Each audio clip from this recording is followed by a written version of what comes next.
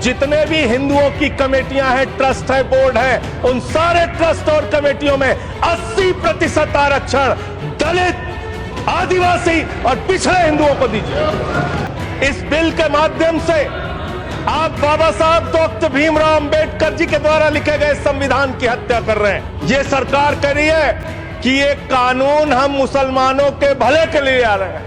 जब मैं आपसे सुनता हूं तो मुझे लगता है कपिल शर्मा कॉमेडी सर्कस में बोल रहा है। पूरी सरकार में एक मंत्री आपका मुसलमान नहीं है। वक्फ की संपत्तियां कब्जा करके आप अपने दोस्तों को देंगे। एक अपने दोस्त को पकड़ के लाइए, नीरव मोदी को 20,000 करोड़ वसूलिए, 12,000 करोड़ वक्फ को दीजिए, 8,000 करोड़ अपने पास रखिए। ऐसे ऐसे प्रावधान इसमें रखे हैं जो बड़े अजीब हैं। आप क्या मुसलमानों के घर में सीसीटीवी का कैमरा लगाएंगे?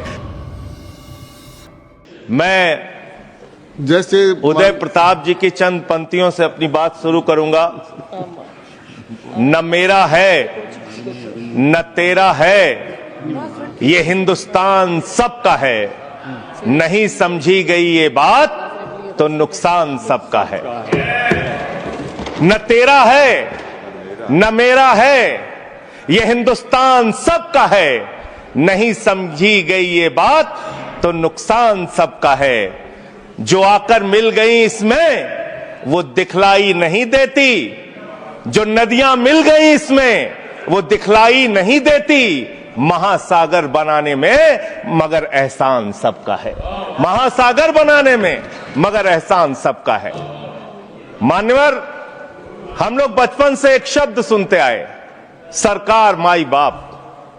सरकार माई बाप यानी कि जो सरकार होती है वो लोगों की माई बाप होती है, मां की तरह ख्याल रखती है, पिता की तरह ख्याल रखती है। लेकिन अगर कोई सरकार अपने बच्चों को उसका गला घोटने पे उतारू हो जाए तो वो फिर सरकार निष्पक्ष सरकार नहीं है। नहीं है मान्यवर, वो सौतेली मां है, वो सौतेली मां है, उसका व्यवहार सौतेला है। और आज आप जो काम कर रहे हैं इस बिल के माध्यम से, आप बाबा साहब डॉक्टर भीमराव अंबेडकर जी के द्वारा लिखे गए संविधान की हत्या कर रहे हैं। और ये बात मैं इसलिए कह रहा हूं कि बाबा साहब डॉक्टर भीमराव अंबेडकर जी ने संविधान की धारा 26 में लिखा, धार्मिक मामलों के प्रबंधन की स्वतंत्रता, धार्मिक एवं धर्मार्थ उद्देश्यों के लिए संस्थाओं की स्थापना एवं रखरखाव करना, धर्म के मामलों में अपने स्वयं के मामलों का प्रबंधन करना, चल एवं अचल संपत्ति का स्वामित्व एवं अधिग्रहण करना तथा ऐसी संपत्ति का कानून के अनुसार प्रशासन करना। यह अधिकार आपने नहीं दिया, यह अधिकार किसी भारतीय जनता पार्टी के लोगों ने नहीं दिया। यह अधिकार बाबा साहब डॉक्टर भीमराव अंबेडकर जी के द्वारा लिखे गए भारत के संविधान ने दिया मानकर। और आप उस संवैधानिक अधिकार को छीन रहे हैं एक गैर संवैधानिक बिल लाके। क्या क्या लिखा इस कानून के अंदर आपने, किस तरीके से आपने इस संविधान की हत्या करने का काम किया। आप बड़ी बड़ी बातें कर रहे हैं। यह सरकार कह रही है कि ये कानून हम मुसलमानों के भले के लिए आ रहे हैं। जब मैं आपसे सुनता हूं तो मुझे लगता है कपिल शर्मा कॉमेडी सर्कस में बोल रहा है। आप मुसलमानों का भला कर रहे हैं, आप मुसलमानों का भला कर रहे हैं। दोनों सदन में एक भी सदस्य, दोनों सदन में सिर्फ एक सदस्य गुलाम अली को छोड़ के एक भी सदस्य आपका मुसलमान नहीं है। आप मुसलमानों का भला कर रहे हैं, आप मुसलमानों का भला कर रहे हैं।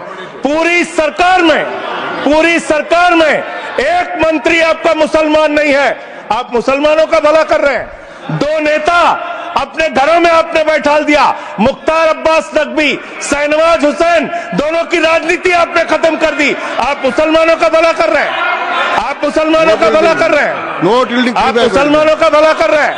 अरे सुनना सीखो, सुनना सीखो पहले। मान्यवर, मैं इनके इस कानून में क्या क्या लिखा हुआ है, क्या क्या कहा है इन्होंने। बैठ जाए कृपया, गुलाम अली जी बैठ जाए। धार्मिक संपत्तियों को ये बिल कब्जा करने की नापाक कोशिश है। इतनी शांति और धार्मिक संपत्तियों को सदन में इतनी कब्जा करने के लिए सदन में इतनी शांति है कि आराम से आप बोलोगे तो आराम से बोल रहा हूं सर, आप बैठे हैं तो आपको देख के वैसे ही आराम आ जाता है। आपको देख के मैं वैसे ही आराम में रहता हूं सर। आप जब है आपका संरक्षण है तो आराम से ही बोल रहा हूं। बोलिए बोलिए। मान्यवर, धार्मिक संपत्तियों को कब्जा करने की एक कोशिश है। इसलिए इस बिल पर न हिंदू को खुश होना चाहिए, न सिख को खुश होना चाहिए, न ईसाई को खुश होना चाहिए, न जैन को खुश होना चाहिए, न बौद्ध को खुश होना चाहिए, क्योंकि नंबर सबका आएगा।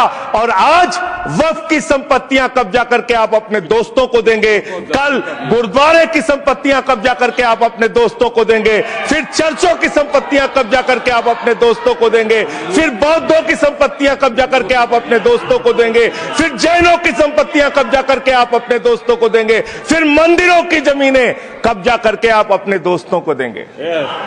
आप तो वो लोग हैं जिन्होंने प्रभु श्री राम के मंदिर में भी घोटाला किया। मान्यवर, प्रभु श्री राम के मंदिर के जमीन में घोटाला किया। मैं कागज दूंगा सर, मैं कागज दूंगा। कर दिया मैंने। ये लोग राम मंदिर में घोटाला करने वाले लोग हैं। राम मंदिर की जमीन का चंदा खाने वाले लोग हैं सर। ये लोग 2 करोड़ की जमीन 5 मिनट में 18 करोड़ में बेची सर इन लोगों ने। 16.5 करोड़ का घोटाला किया, 18.5 करोड़ में जमीन बेची। ये राम मंदिर में घोटाला करने वाले लोग हैं सर। मान्यवर, अरे प्रभु श्री राम के नाम का पैसा खाते हो तुम लोग। अरे बैठ जाओ, राम मंदिर का पैसा खाते हो। अरे राम मंदिर में घोटाला करते हो, बैठो। अरे राम मंदिर का चंदा खाते हो। अरे चंदा चोरो बैठो, चंदा चोरो बैठो, चंदा चोरो बैठो, बैठो चंदा चोरो, चंदा चोरो बैठ जाओ। चंदा चोर हो तुम लोग चंदा चोर हो, चंदा चोर हो तुम लोग, चंदा चोरो, चंदा चोरो, चंदा चोरो बैठो। 1 मिनट को प्लीज। चंदा चोरो बैठो। सभापति महोदय, Shri Gajendra Singh ji. Sir, I am not yielding sir, I am not yielding. सदस्य ने चंदा चोरी किया इन्होंने सर। राम का पैसा खाया करने वाले प्रभु श्री राम का पैसा खाया सर इन्होंने। राम मंदिर का विषय, राम मंदिर में चंदा चोरी किया इन्होंने। बैठ जाए। चंदा चोर है सर ये लोग। इन्होंने प्रभु श्री राम का चंदा खाया, कृपया बैठ जाए। चंदा चोरी किया सर। कृपया बैठ जाए। राम मंदिर के संबंध में सर राम मंदिर के संबंध में कहे गए सभी राम शब्दों मंदिर के को मैं संबंध में कहे गए कार्रवाई बातों से को निकाल रहा हूँ। रखूंगा। कार्रवाई से निकाल दिए। 2 करोड़ की जमीन 18.5 करोड़ में खरीदी इन लोगों ने। 2 करोड़ की जमीन अयोध्या में 18.5 करोड़ में खरीदी। मान्यवर, मेरा टाइम बचाया जाए सर। मान्यवर, टाइम पॉज कीजिए सर, टाइम पॉज कीजिए, बैठाइए इनको। Point of order. Allow sir, I am not yielding sir. Point of order. Bhupendra Yadav, please sit down.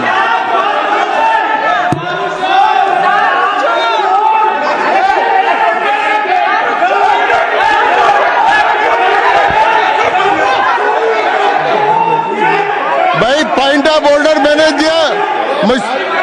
आप जाइए स्थान पर, कृपया अपने स्थान पर जाएं। मैंने व्यवस्था का प्रश्न उठाने का मौका दिया भूपेंद्र जी यादव को। आप सब लोग अपने स्थान पर जाएं। कृपया अपने स्थान पर चले जाएं। कृपया अपने स्थान पर जाएं। सबको चोर बना, कृपया बैठे। चोरी में जेल दे रहे हैं। मैंने भूपेंद्र जी, कृपया बैठ जाए। कृपया श्री भूपेंद्र यादव सर, मैं सर, पहले Bhupendra ji. Yes sir. Bhupendra Yadav sir, Madan ji Rathore, कृपया बैठ जाएं।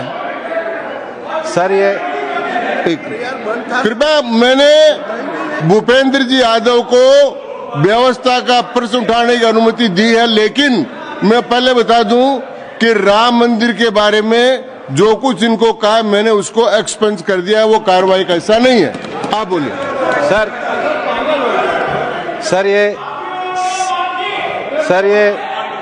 सर ये सदन का उच्च सदन है। रूल में बता देता हूं, रूल 238 और 240। आप 238 और 240, 238 and 240, you read it sir. There are sir 2 rules है, 238, 240। मेरे को बुक की जरूरत नहीं है। हाउ टू स्पीक ये 238 है। सर 240 बड़ा इंपॉर्टेंट है जी। सर, कोई भी सदस्य अगर इररिलेवेंट बोलता है, अगर तो ये चेयर की पावर है कि उस सदस्य को रोक सकते हैं। जो विषय डिबेट से जुड़ा हुआ नहीं है, जो विषय सदन से जुड़ा हुआ नहीं है, इररिलेवेंट विषय को आपको रोकने का अधिकार है।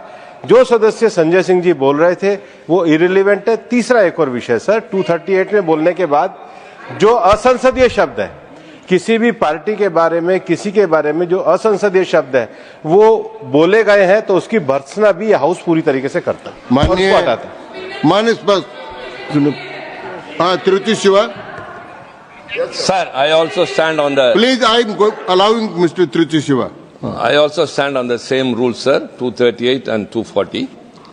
You didn't quote 238. You remember 240, but 238 you are well versed, I know, but you are not quoted.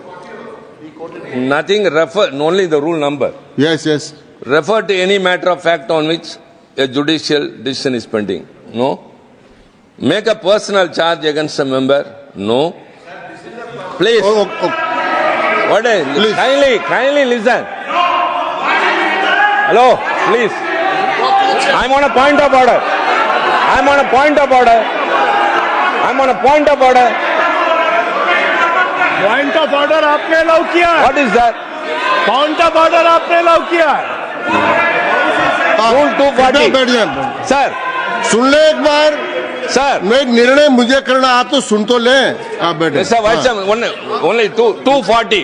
240 which is मैंने quoted, दोनों say- 238, Sir, sir. 240 दोनों देख लिए। Please, sir. हाँ। Rule 240 says, the chairman, after having called the attention of the council to the conduct of a member who persists in irrelevance or in tedious repetition, you didn't call, sir. Whether it is irrelevance or repetition has to be decided by the chair. So, the chairman, आप सुनो ना भाई, please. hello, please. I am speaking to the chair. Please तो I am speaking to the chair. इधर देखिए ना। Sir, it is we leave it to your discretion and Yes. decision, sir. Yes. And not it is repetition or irrelevance can be decided by any other member, sir. Only you, sir. Okay, thank you. मैंने श्री भूपेंद्र जी यादव ने 240 में ये और है कि अगर कोई दूसरा सदस्य भी किसी सदस्य के इररिलेवेंट डिबेट को सपोर्ट करता है तो उसको भी डिबार करना चाहिए, आपको शिवा को भी करना चाहिए। अब एक सेकंड, मेरी व्यवस्था यह है कि 238, 240 के अंतर्गत मैंने ऑलरेडी जो असंसदीय शब्द थे वो और राम मंदिर के बारे में, क्योंकि ये विधेयक की परव्यू में नहीं आता है, इसलिए मैंने राम मंदिर के बारे में इनके लगाए गए इलेक्शन और असंसदीय शब्दों को कार्रवाई से निकाल दिया। धन्यवाद। मान्यवर, आपने कहा कि इससे आप पिछड़े मुसलमानों का भला करने जा रहे हैं। सुनने में बहुत अच्छा लगता है कि आप पिछड़े मुसलमानों का भला करने जा रहे हैं। आपने इसमें कहा कि आप महिलाओं का भला करने जा रहे हैं। सुनने में बहुत अच्छा लगता है कि आप महिलाओं का भला करने जा रहे हैं, लेकिन ये सरकार, और यहां पे इस समय मंत्री जी नहीं है, मैं उनसे पूछना चाहता हूं, आप देश को और सदन को गलत जानकारी क्यों दे रहे हैं?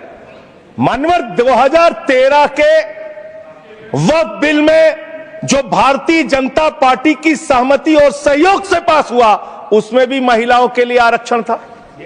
मना कर दीजिए कि नहीं था? मना करिए कि हम गलत बोल रहे हैं। मानवर, मंत्री जी ने कहा 1 करोड़ सुझाव आया। मैं आपसे पूछना चाहता हूं, कितने करोड़ ईमेल आए, कितने करोड़ पत्र आए, कितने करोड़ सुझाव आए? पूरे देश को जानकारी दीजिए, और मैं आपको दावे के साथ कह सकता हूं, जब पूरा सच सामने आएगा तो देश को पता चलेगा कितने लोग इस बिल के विरोध में थे, कितने लोग इस बिल के समर्थन में थे। मैं जेपीसी का सदस्य था मानवर, मैं कह रहा हूं आपसे लाइए। और आप पिछड़े मुसलमानों का भला करना चाहते हैं? मैं आपसे हाथ जोड़कर निवेदन करता हूं, विनती करता हूं, और हमारे जो मित्र उधर भी हैं, अगर आप मेरी बात से सहमत हैं तो समर्थन करना। समाज में छुआछूत को, बीमारी को मिटाने के लिए चलिए उठाते हैं कदम, और अगले सत्र में एक बिल लेके आइए। जितने भी हिंदुओं की कमेटियां हैं, ट्रस्ट है, बोर्ड है, उन सारे ट्रस्ट और कमेटियों में 80% आरक्षण दलित, आदिवासी और पिछड़े हिंदुओं को दीजिए।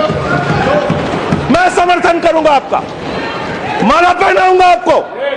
आप पिछड़ों का भला करने की बात करते हैं। आज आप दलितों का भला करने की बात करते हैं। आपकी मातृ संस्था आरएसएस 100 साल तक आपने एक भी दलित, पिछड़ा और आदिवासी, एक भी महिला को आज तक आरएसएस का प्रमुख नहीं बनाया। आप दलितों और पिछड़ों और आदिवासियों की आरएसएस के बारे में भला कई करने इनकी की बात बात को करते एक्सप्लेन कर हैं। दीजिए। माननीय इस बिल में क्या लिखा है? आप जो भी बातें इस विधेयक के अलावा बोलेंगे उन सबको मैं एक्सप्लेन सर ये करूंगा। क्या उसमें सत्य नहीं है? क्या ये सच नहीं है? सर मेरा टाइम रोका जाए। और सर बिल के बारे में बात करते हैं। माननीय मंत्री जी ने कहा आज आप इस बिल को पास कर रहे हैं, आज आपका सीना चौड़ा हो रहा है, आपको लग रहा है एक धर्म के अधिकार को आप छीन रहे हैं। नहीं, कल को आप सभी धर्मों की धार्मिक संपत्तियां छीन के आप अपने दोस्तों का देने का काम करेंगे। मैं फिर इसको दोहरा रहा हूं और फिर इसको कह रहा हूं कि आप ये करेंगे, धार्मिक संपत्तियों के कब्जा करने का काम करेंगे। और किसी गलतफहमी में मत रहिए। आपको लोकसभा के चुनाव में मात्र 36% वोट मिला है। इस देश की 64% आबादी आज भी आपके खिलाफ है, आज भी आपके खिलाफ खड़ी है। किसी गलतफहमी में मत रहिए। बड़ी बड़ी सत्ता उखड़ गई और चली गई। मान्यवर, आपने इसमें लिखा बिल के अंदर कि वक्फ कमेटी के अंदर गैर मुसलमान इसका सदस्य बन सकता है। आप क्या गुरुद्वारा कमेटी के अंदर गैर सिख को मेंबर बना सकते हैं? क्या ईसाई कमेटी के अंदर गैर ईसाई को सदस्य बना सकते हैं? क्या बौद्धों की कमेटी के अंदर गैर बौद्ध को, क्या जैनों की कमेटी के अंदर गैर जैन को आप मेंबर बना सकते हैं? और इतना ही नहीं, क्या आप हिंदुओं के ट्रस्ट में, मंदिर के ट्रस्ट में आप क्या गैर हिंदू को मेंबर बना सकते हैं? नहीं बना सकते, नहीं बना सकते। आप एक झूठ फैला रहे हैं देश भर में झूठ फैला रहे हैं। आप कह रहे हैं ये मैं पढ़ रहा हूं राम मंदिर का, सर राम मंदिर ट्रस्ट। झूठ शब्द असंसदीय है। जो असंसदीय शब्द है उनको निकाल दीजिए। सत्य से परे, सत्य से परे। सर ये प्रभु श्री राम के मंदिर का ट्रस्ट, मैं इसका समर्थन करता हूं। नहीं, आप सर मैं इसका समर्थन कर रहा हूं। ये सब्जेक्ट नहीं है सर, समर्थन कर रहा हूं। सुन तो लीजिए, आप कहे से नहीं सुनूंगा। डिस्ट्रिक्ट मजिस्ट्रेट प्रोसीडिंग में नहीं आएगा सर, मेरी बात तो बिल्कुल नहीं आएगा। सर मेरी बात सुन लीजिए। घनश्याम जी प्लीज, चेयरमैन साहब, district magistrate of Ayodhya will be ex officio trustee who will be a practising Hindu. If the DM is not Hindu, then additional district magistrate will be an ex officio member of the trust. हम इसका समर्थन करते हैं sir. Hindu धर्म के trust में हिंदू को member होना चाहिए, आपने लिखा, हम इसका समर्थन करते हैं। लेकिन आप दूसरे धर्मों के ऊपर कह रहे हैं। कल को आप गुरुद्वारा कमेटियों में कहेंगे सिख नहीं, दूसरे धर्म के लोग इसमें आएंगे। कल को आप जैन कमेटियों में घुसड़ेंगे, बौद्धों की कमेटियों में घुसड़ेंगे। ये बात गलत है, ये पूरी तरीके से गलत है।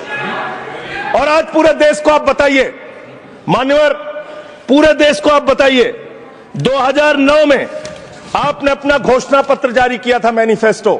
ये मैनिफेस्टो आपका लेके आया हूं, ये तो आपका डॉक्यूमेंट है, मेरे घर नहीं बना। इस मैनिफेस्टो में लिखा है इन्होंने कि 2009 के मैनिफेस्टो में लिखा है कि वक्फ की जमीनों पर जो अवैध कब्जे हुए हैं, के.आर. रहमान की कमेटी की रिपोर्ट के हिसाब से हम मुस्लिम धर्म गुरुओं के साथ बातचीत करके उसको खाली कराने का काम करेंगे। कितना दोहरा चरित्र है आपका।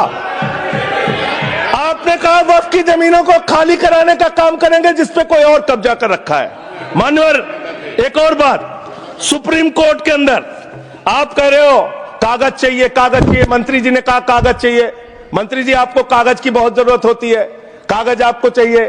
आपकी सरकार ने 2020 में, ये पूरे देश को देखना चाहिए, पूरे देश को सर, 2020 में मैं जेपीसी का मेंबर था, एक कागज वहां मिला मैं 2020 में सुप्रीम कोर्ट में। सर आप, मेरी बात नहीं आ रही सर मेरी बात नहीं आ रही। 2020 में मान्यवर, इस भारत की सरकार ने, मोदी जी की सरकार ने शपथ पत्र दिया सुप्रीम कोर्ट में। से क्या लिखा हुआ है? 99% वक्फ की संपत्तियां डिजिटाइज हो चुकी हैं। मुख्तार अब्बास नकवी साहब आपके मंत्री थे, उनका बयान है 100% वक्फ की संपत्तियां डिजिटाइज हो चुकी हैं। तो जब आप सारी संपत्तियां डिजिटाइज कर चुके हैं, सब कुछ ऑनलाइन कर चुके हैं वामसी पोर्टल में, सारे कागजात जांच चुके हैं, तो क्या आप फसाद कराने के लिए फिर से कागज मांग रहे हैं? फसाद कराने के लिए आप फसाद कराने के लिए कागज मांग रहे हैं? आप फसाद कराने वाले हिंदू हैं, हम सौहार्द फैलाने वाले हिंदू हैं। यह बुनियादी फर्क है, यह बुनियादी फर्क है आप में। आप देश भर में फसाद, नफरत, लड़ाई, झगड़ा कराने का काम करते हैं। मान्यवर, मैं अंत में आप लोगों से सिर्फ एक ही बात कहना चाहता हूं कि आज सच्चर कमेटी की रिपोर्ट की बात कही गई और कहा गया 12,000 करोड़ की आमदनी हो सकती थी। एक सुझाव मैं पूरे सदन की तरफ से इस सरकार को देना चाहता हूं। 12,000 करोड़ की आमदनी की चिंता है वक्फ की, करोड़ों मुसलमानों की चिंता है आपको। एक अपने दोस्त को पकड़ के लाइए, नीरव मोदी को 20,000 करोड़ वसूलिए, 12,000 करोड़ वक्फ को दीजिए, 8,000 करोड़ अपने पास रखिए। 8,000 करोड़ का आपको मुनाफा होगा, 12,000 करोड़ वक्फ को दे दीजिए, करोड़ों मुसलमानों का भला हो जाएगा। मान्यवर, अंतिम बात कह के आपने कहा सच्चर कमेटी की रिपोर्ट से 12,000 करोड़ की आमदनी की बात कही गई है। अर्ध सत्य मत बोलिए, पूरा सत्य बोला कीजिए। सुविधाजनक सत्य मत बोलिए, पूरा सच बोला कीजिए। मंत्री जी, इसमें लिखा हुआ है सच्चर कमेटी की रिपोर्ट में कि भारत की सरकार ने, राज्यों की सरकार ने अलग अलग राज्यों में अलग अलग जगहों पे 365 वक्फ की संपत्तियां कब्जा कर रखी हैं। आप उसके बारे में नहीं बताते, आप अर्ध सत्य बोलते हैं। मैं तो जेपीसी का मेंबर रहा हूं, मुझे सब पता है। तो इसलिए मान्यवर, आप फैला रहे हैं झूठ। ट्रिब्यूनल के फैसले, बस खत्म सर, खत्म। असत्य, सत्य से परे मान्यवर, सत्य से परे मान्यवर। ट्रिब्यूनल के लिए आप कह रहे हैं उसको अपील नहीं की जा सकती। हाई कोर्ट का फैसला ट्रिब्यूनल के फैसले के खिलाफ आया है, सुप्रीम कोर्ट का फैसला ट्रिब्यूनल के फैसले के खिलाफ आया है। आपने कहा 5 साल का प्रैक्टिसिंग मुस्लिम होना चाहिए। कैसे प्रैक्टिसिंग मुस्लिम तय करेंगे सर? आप क्या मुसलमानों के घर में सीसीटीवी का कैमरा लगाएंगे? कौन नमाज पढ़ रहा है, कौन नमाज नहीं पढ़ रहा है, कौन मुसलमान है, कौन मुसलमान नहीं है? आपने मान्यवर ऐसे प्रावधान इसमें रखे हैं जो बड़े अजीब हैं, जो अपने आप में ये बताते हैं कि आपकी मंशा सिर्फ देश में झगड़ा कराने की है, नफरत फैलाने की है, फसाद कराने की है। आपकी मंशा कहीं भी मुसलमानों का या किसी वर्ग का भला करने की नहीं है। बस एक अंतिम बात कह के अपनी बात समाप्त करूंगा। ये काम आपने देश के अंदर बहुत अच्छा शुरू कर दिया। आप एक काम करते हैं, देखो मुसलमानों को ठीक कर रहा हूं, दूसरी तरफ महंगाई बढ़ रही है, नुकसान हिंदुओं का। 94 लाख करोड़ रुपए शेयर बाजार में डूब रहा है, नुकसान हिंदुओं का। 11 लाख बच्चे स्कूलों से बाहर निकल गए, नुकसान हिंदुओं का। तो मुसलमानों को ठीक करने के नाम पर आप नुकसान देश के करोड़ों हिंदुओं का भी कर रहे हैं। इसलिए ये सब बातें करके देश में आप नफरत फैला के ये सब झगड़े फसाद के काम मत कीजिए। और अंत में आपसे एक ही बात कहना चाहता हूं, अभी भी वो मौका है इस बिल को जो गैर संवैधानिक है, जो बाबा साहब के संविधान के खिलाफ है, इसको वापस लीजिए। धन्यवाद।